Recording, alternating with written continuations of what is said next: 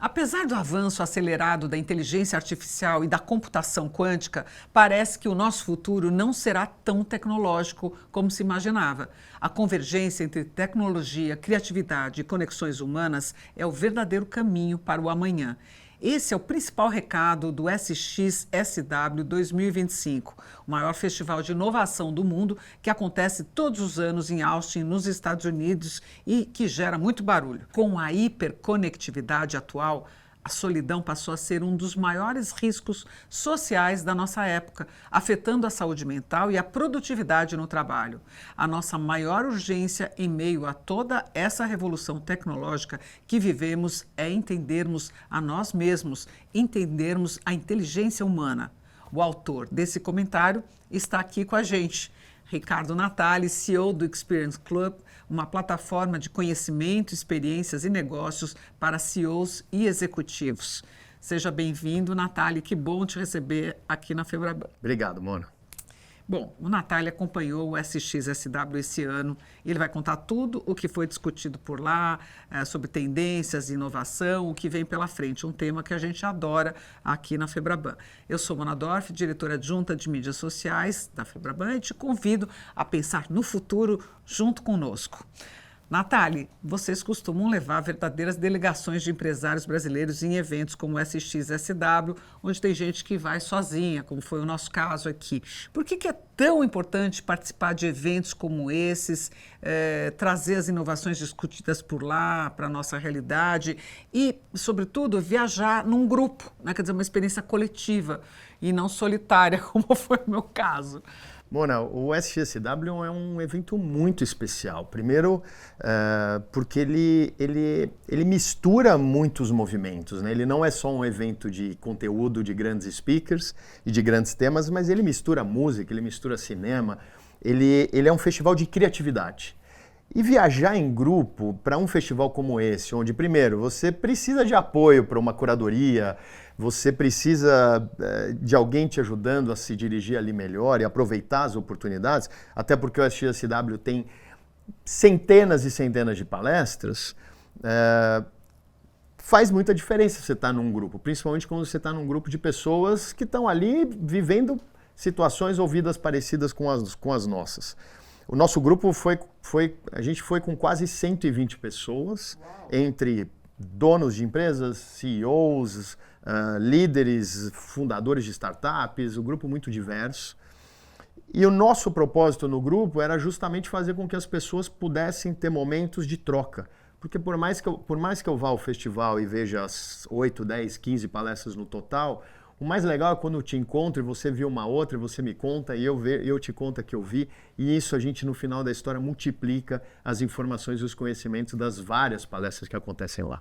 E as impressões de cada um, né? Como é que cada um recebe um tema. E depois você pode buscar, né? Você pode ir atrás daquilo que você perdeu. E o mais incrível, quando você está num grupo, é que todas essas opiniões, elas se somam. E o mais incrível também é que cada pessoa que vai ao festival sai com uma conclusão ou sai com a sua própria curadoria, porque é diferente de um festival mais segmentado, onde existe sempre um grande só tema e todo mundo vai debater aquilo. Você pode ir para palestras e ver um festival completamente diferente do que eu vi. Uhum.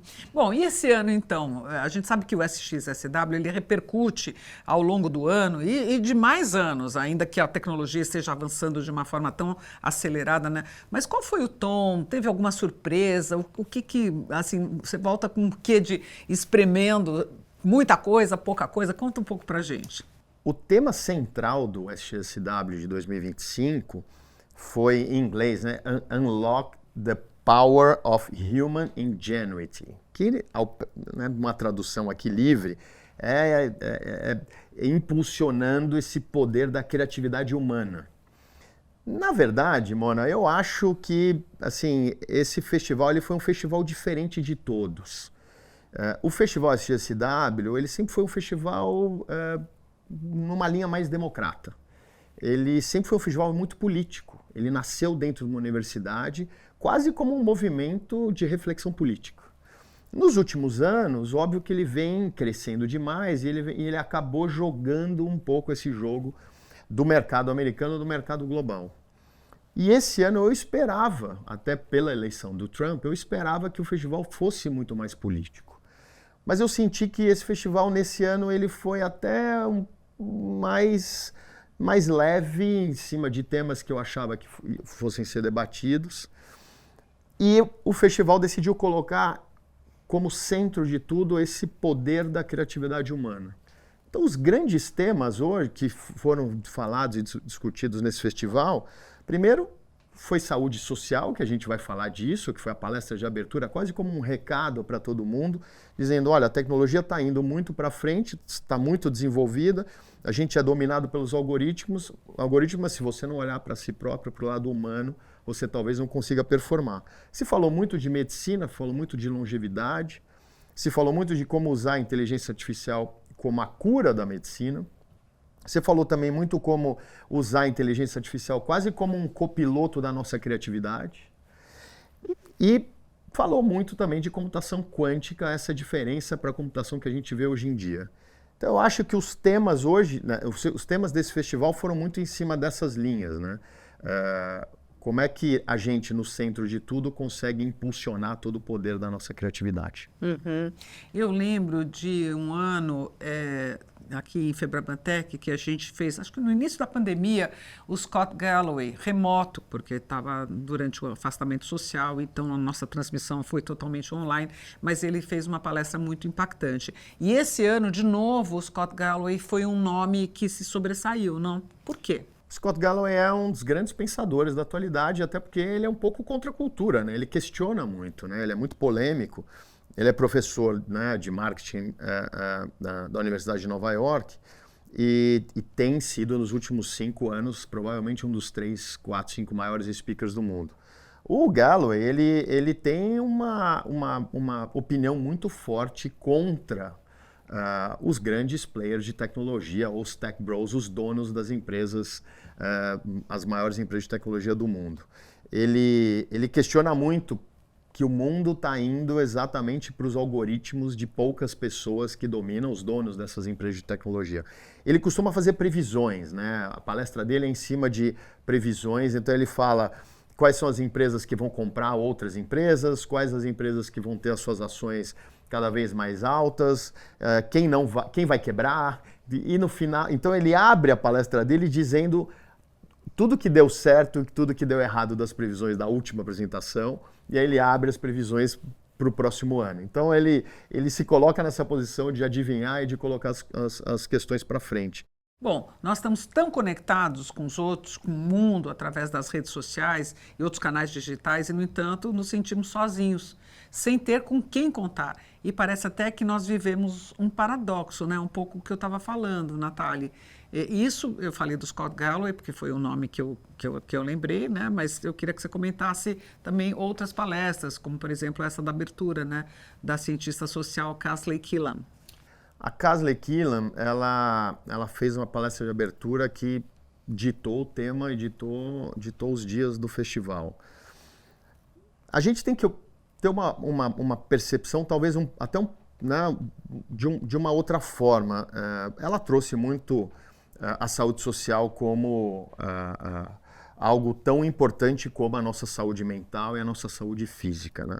Ela até tem uma diretriz que ela fala que é a 5x3x1, que recomenda que por dia você tenha 5 interações com pessoas, ou seja, você cumprimente, você fale, você troca. Ela fala de 3 interações por semana de qualidade, onde a gente possa conversar, eu posso saber da tua vida, você sabe da minha, ou seja, você dedicar tempo para isso. E ela fala também de um momento de pertencimento profundo durante a semana, que é você estar com a sua família, estar com seus amigos, onde você possa discutir com mais profundidade. Mona, se você parar para pensar, você fala, tudo bem, isso eu sei fazer, eu tenho vários amigos, eu tenho muitas pessoas. Na prática não é tão fácil assim. Nossa, essa equação do 5x3x1, você estava falando, eu estava calculando, acho que tem semanas que eu não consigo. No nosso dia a dia, onde a gente acorda, vem direto para o trabalho, ou faz um esporte, vem direto para o trabalho, vai para casa, termina, dorme, a gente talvez não consiga ter essa dinâmica. E o que ela traz muito, na minha leitura de tudo isso, ela traz muito o sentido da conexão humana, né? a gente está muito viciado na tela, obviamente, e se a gente não exercitar essa conexão humana, isso automaticamente afeta, inclusive, a nossa liderança, o nosso papel nas organizações e as pessoas dentro das organizações. Então, a minha leitura é muito em cima de... se a gente de fato quiser ter melhor performance, a gente tem que melhorar as nossas conexões humanas. Se a gente quer ter empresas que consigam entender essa geração que está chegando, a gente tem que olhar muito mais para o ser humano. Então, a história da saúde social, que na minha visão, logo no início da palestra, foi caramba, mas o brasileiro é muito bom para isso. A gente se reúne, a gente sai de casa, a gente está no bar, a gente está no restaurante, a gente tem as nossas rodas, me comparando talvez com povos um pouco mais fechados, ou os europeus mais no inverno. Então, assim, nossa, o brasileiro é muito mais forte. A gente tem que lembrar que no pós-pandemia, o Brasil ficou doente, o Brasil teve um número cada vez maior de burnouts, o Brasil teve um número absurdo, um aumento absurdo de pessoas que tomam ansiolíticos. Então, assim, a gente, eu acho que vive ainda naquela impressão de que o brasileiro ele é muito bom de relacionamento social, mas no pós-pandemia, eu acho que a gente acabou não dando muito certo naquela expectativa das relações pessoais serem melhores. Então, a minha leitura da Casley Kinlan é: existe um alerta, existe uma luz quase vermelha para as pessoas e para as organizações de que se os líderes das organizações não começarem a incentivar ambientes e metodologias para as pessoas se unirem, estarem mais conectadas, a gente vai continuar acelerando cada vez mais essa história de pessoas somente nas suas telas, fazendo as suas obrigações e as suas tarefas.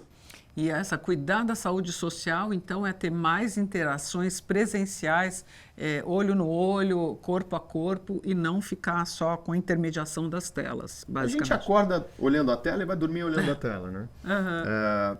E aí, se você transporta isso para um ambiente corporativo, as pessoas chegam no trabalho, ligam a tela, desligam a tela e vão embora. Então, principalmente nesse redesenho das organizações, de como é que eu, como um líder, consigo fazer com que as pessoas interajam mais de verdade, tenham mais conexões humanas de verdade, muito provavelmente eu tenho que redesenhar a organização, redesenhar a minha estrutura organizacional. Eu acho, na minha visão, de que a gente vai ter que resgatar um pouco aquela história do passado, das empresas onde as pessoas são mais time, são mais família, se gostam mais. Eu acho que as pessoas continuam muito individualistas, muito individuais, principalmente quando elas vêm para as empresas. A gente vive um mundo onde muita gente permanece no home office e não quer voltar para o trabalho. E isso afeta absurdamente a produtividade, os resultados e os indicadores das empresas. Mas isso é uma tendência, porque a gente vê muitas empresas voltando já, né? Então, voltando para o ambiente de trabalho? Sim, mas aí o ambiente de trabalho não pode ser mais aquele antes da pandemia. E esse talvez é o maior desafio hoje do líder empresarial. Qual é o redesenho da minha organização para fazer com que as pessoas consigam melhorar e aumentar essa saúde social dentro da organização? Bom, durante o SXSW também se falou muito sobre ética e responsabilidades, principalmente em relação às novas gerações que, segundo especialistas, estão sendo iludidas a viver uma vida digital perfeita, vendida por algoritmos, regida por algoritmos.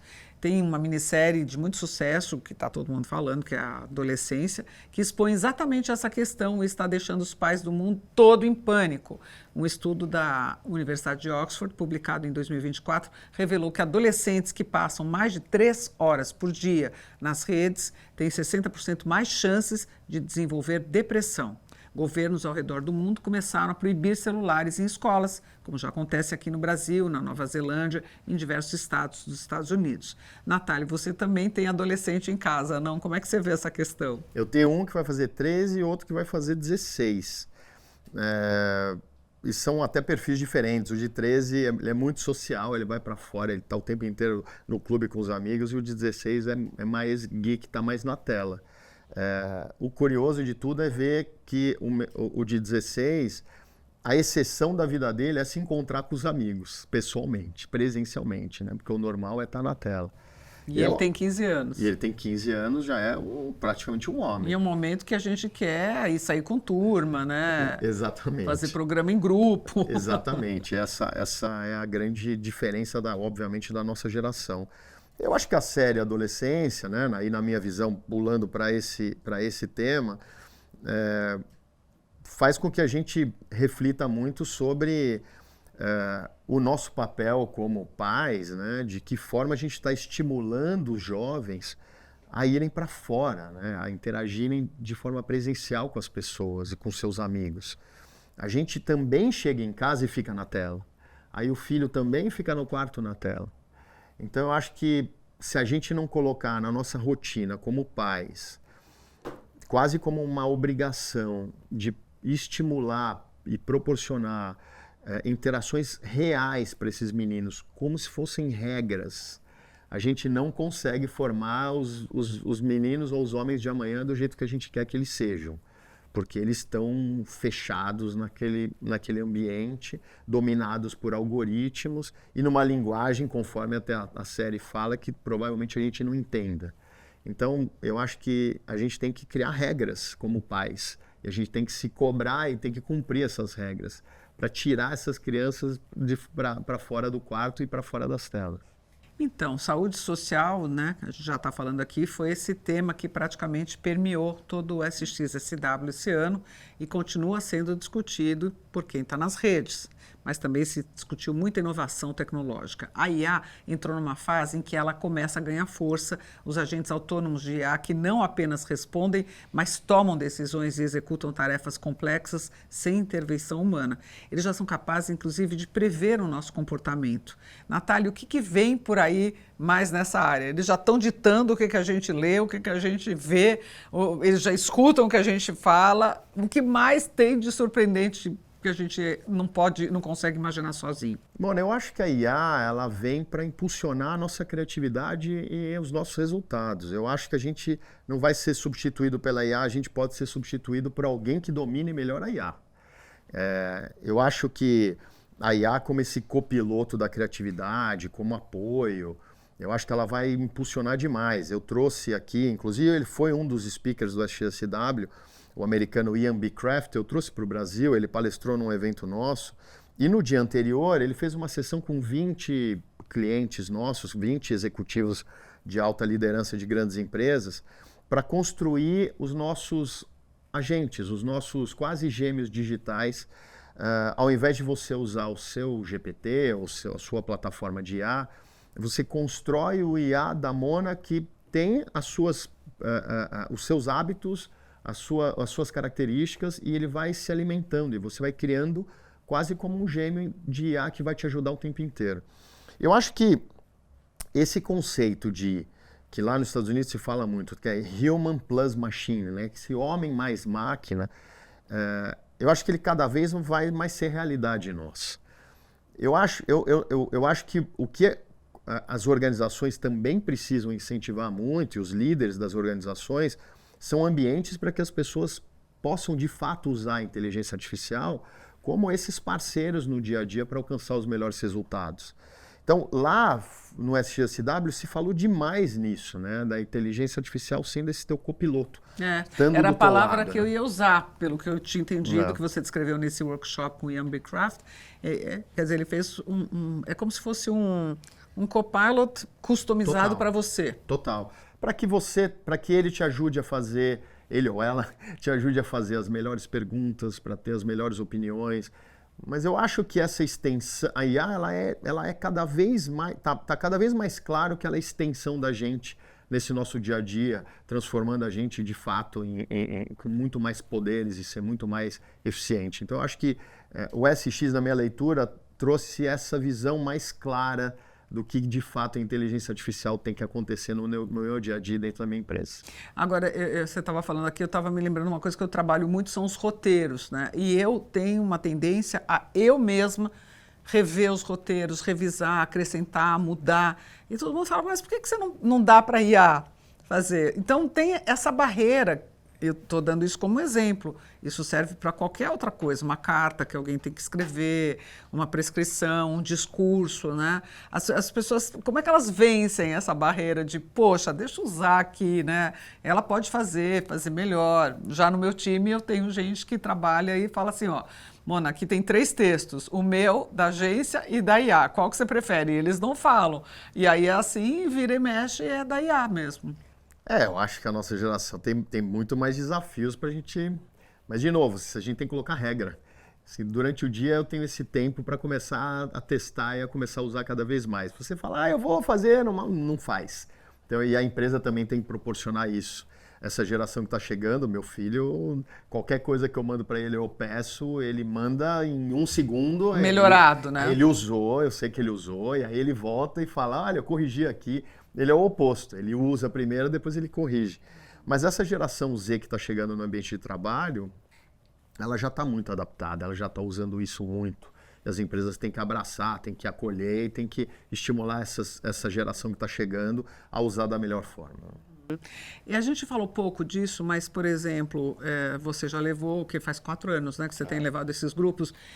Como é que você sente que eles aplicam depois os conhecimentos, as novidades que eles adquiriram no seu negócio, na sua própria empresa? No nosso caso, a gente produz primeiro a gente faz durante o festival a gente faz uma curadoria quase em real time dos grandes temas, grandes speakers e tudo que está sendo falado de forma diferente, inovadora. E aí depois do festival a gente convida todo mundo para um evento de download, onde a gente produz um relatório bastante extenso, conta para eles, explica, discute, debate junto com eles, estimulando todas essas pessoas a aplicarem, principalmente passarem isso para suas equipes. Então o que a gente costuma ver logo depois do festival é essa vontade quase que imediata dessas pessoas que participam em levar esse conteúdo, dividir, compartilhar esse conteúdo com os seus times. E até talvez com clientes, né? Algumas empresas até nos chamam para fazer essas apresentações para os seus clientes, entendendo que isso também é uma forma de estreitar a relação e de trazer os clientes mais para perto. Além do tema da saúde social, que a gente falou bastante aqui, que outros temas você destacaria? Olha, eu acho que computação quântica, sem dúvida, foi um dos temas mais abordados. Eles levaram o presidente mundial da IBM, né? A IBM, na era da computação quântica, voltando a ganhar espaço junto com a Amazon, com o Google, junto com a Amazon e com o Google. Um tema muito forte que parece que está distante da gente é toda a capacidade de explorar o espaço, né? De que forma a ciência pode explorar o espaço, entender o que eles podem fazer lá e que podem trazer tecnologia para cá. O festival sempre vem sendo marcado nos últimos anos por astronautas, por pessoas que são especializadas nisso. A gente teve muito sobre longevidade, sobre medicina regenerativa. Muito se falou, né? O Peter Attia foi talvez o grande nome de longevidade, autor de grandes, né, livros. Outlive foi um deles, mas...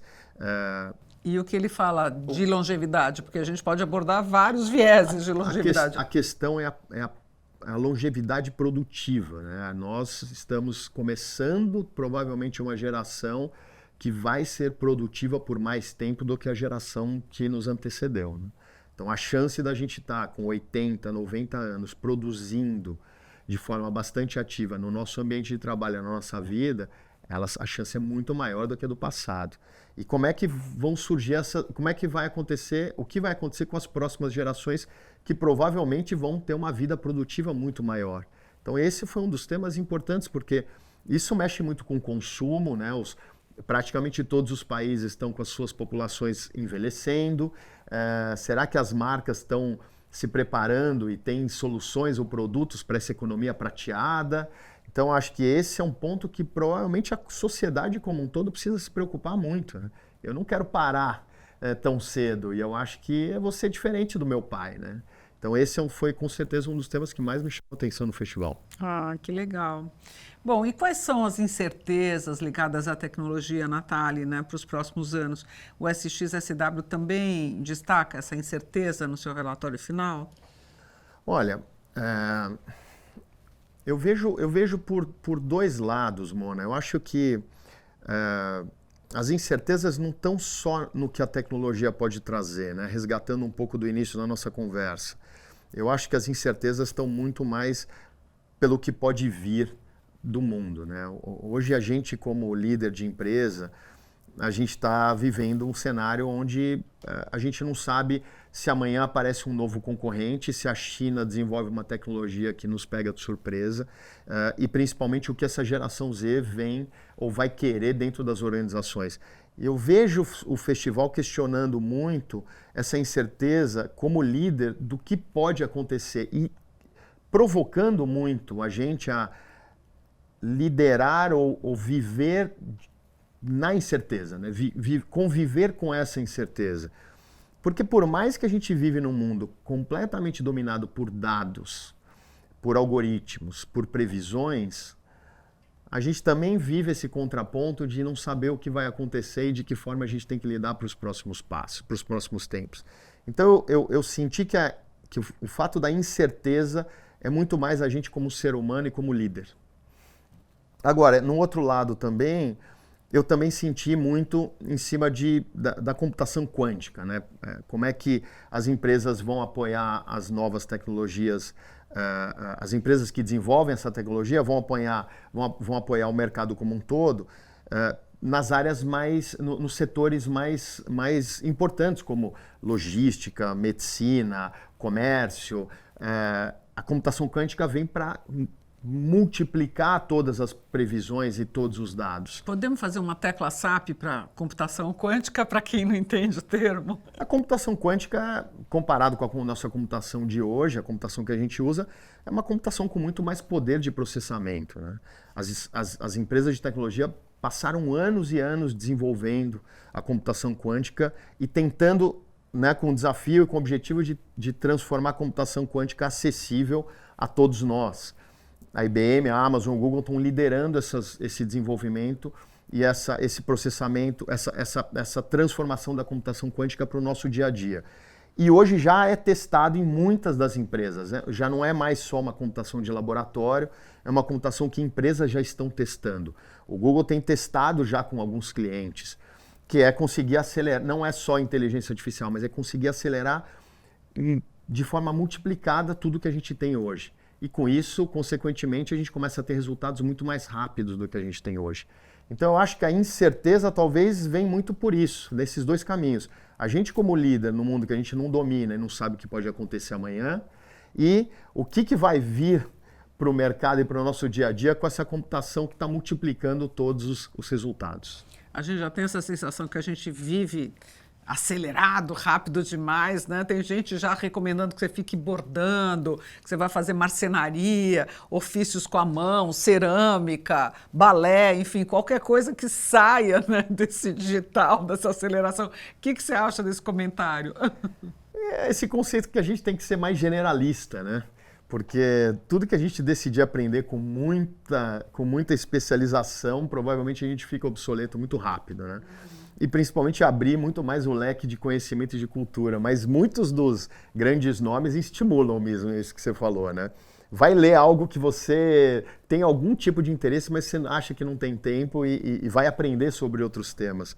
Eu acho, Mona, que o mundo ele vai precisar disso mesmo, até porque muitas das funções que tomam muito tempo nosso vão ser feitas pela máquina, vão ser feitas pela inteligência artificial. Você mesmo estava falando, antes da gente começar, da questão da criatividade, que a gente não abordou aqui na entrevista, né? Que eles acham, e foi comentado, de que o mundo está ficando pouco criativo, né? Porque todo mundo replica o que outros estão fazendo, é tudo muito globalizado, então não tem a originalidade, né, de um povo ou de um grupo, acaba tudo sendo a mesma coisa, né? É a mesma roupa que está todo mundo usando em todo lugar. E antigamente não, tinha uma especificidade, você ia para um país, era de um jeito, uma comunidade usava as coisas de outro jeito, outra fulana, né? Era menos igual tudo, né? A gente virou, até um amigo meu que dizia assim, o mundo está ficando muito chato, né? Fica tudo igual, né? E tá. O grande expoente desse pensamento no SXSW foi o Douglas Rushkoff, que é um professor, é um autor de livros, E ele trouxe muito isso, né? Ele falou, pô, o mundo precisa ficar mais weird, né? Aquela palavra que ao pé da letra é estranho, mas a gente usa talvez meio louco, meio diferente, meio muito ousado. A gente realmente não tem visto mais isso, né? Quantas vezes a gente vê hoje, né, em posts, nas mídias sociais, dizendo, pô, a publicidade morreu, porque você pede, eu quero uma garrafa na praia de cerveja, com sombra, com tudo, e ela cria muito mais rápido do que aqueles diretores de arte antes tomavam semanas ou meses para criar. Eu acho que esse talvez seja o desafio dos próximos tempos. Como é que a gente, ou quem vai liderar e quem vai trazer algo que a gente nem imaginava que a gente pudesse ver. E aí vem essa história que o Douglas Rushkoff questionou. Inclusive ele questionou o festival. Ele falou, o festival acho que está muito comum, o festival está muito repetitivo. O festival tem que voltar às origens e ser mais weird, ser mais louco, mais diferente. Ele brinca ainda, bom, as pessoas precisam voltar nos anos 60 das drogas lisérgicas, porque a gente tem que ter pessoas com ideias completamente fora da caixa. E eu, sinceramente, Mona, no mundo onde a gente está, dominado pelos 4, 5 grandes homens da tecnologia, com esses algoritmos previsíveis, viciados nessa tela, quem é que vai trazer essa loucura, né? Quem é que vai fazer isso? Quem é que vai fazer a gente sair do comum ou se impressionar com alguma ideia? Eu talvez não seja um entusiasta, aliás, eu não tenha tanta esperança de que isso aconteça nos próximos tempos, porque o mundo está muito enlatado, está muito quadrado. O que você acha disso, mano? Eu acho também. Eu sempre acho que assim, o caminho da arte, que sempre inovou, ele sempre foi copiado, por exemplo, pela publicidade e tal. Por quê? Porque os artistas pensam fora da caixa, eles criam, é assim que ela vai avançando, né? Você não copia um quadro renascentista dizendo assim, eu vou fazer uma natureza morta, linda, como foi feita. Não, é velho, né? Então, a arte já fazia isso, mas a própria arte, como ela está tão contaminada, né, pelas redes sociais, por essa troca tão intensa de informação, ela também está meio que igual em todo lugar. Então, não sei, a gente tem que buscar inspiração, eu acho que assim, em coisas também, como eu falei, manuais, pessoais, do seu tempo. Se você olhar, por exemplo, a escultura, né, hoje as esculturas são todas desenhadas em 3D, né? Antigamente, né, eu tenho muito contato com vários artistas, que os artistas iam esculpindo conforme eles iam trabalhando, né, aquelas formas iam tomando conforme o trabalho. Hoje eu vou fazer aquele trabalho num 3D, entrego para a serralheria ou para qualquer outro parceiro, ele entrega para mim a escultura pronta. Aí vem aquela coisa perfeitinha, tal. Era melhor aquela coisa imperfeita do tempo, com a marca do tempo, né, do trabalho, do suor, sei lá. Eu acho que por isso que esses pensadores estão estimulando a gente a buscar outras fontes, a conhecer outras coisas, porque senão eu acho que esse mundo vai ficar muito chato, mano, muito, muito repetitivo. Uhum. Bom, eu quero muito te agradecer as informações aí que você trouxe, Natália, não só do SXSW, mas também de tudo que está se falando sobre inovação, sobre tendências que repercutem em cima de comportamento humano, né? O Natália é o CEO do Experience Club, e ele veio aqui discutir tendências, que é sempre bom para a gente expandir o nosso repertório pessoal, imaginar futuros possíveis e se preparar para eles também. O recado do SXSW está dado. Não basta avançar tecnologicamente, precisamos nos reconectar com a nossa humanidade e usar a tecnologia como ferramenta potencializando soluções que nos ajudem a resolver os problemas globais. Eu sou Mona Dorf, diretora adjunta de mídias sociais da Febraban, e aproveito para convidar você, internauta, a acompanhar os nossos podcasts pelo canal digital da sua preferência, sempre com muita informação atualizada e de qualidade. Até o próximo.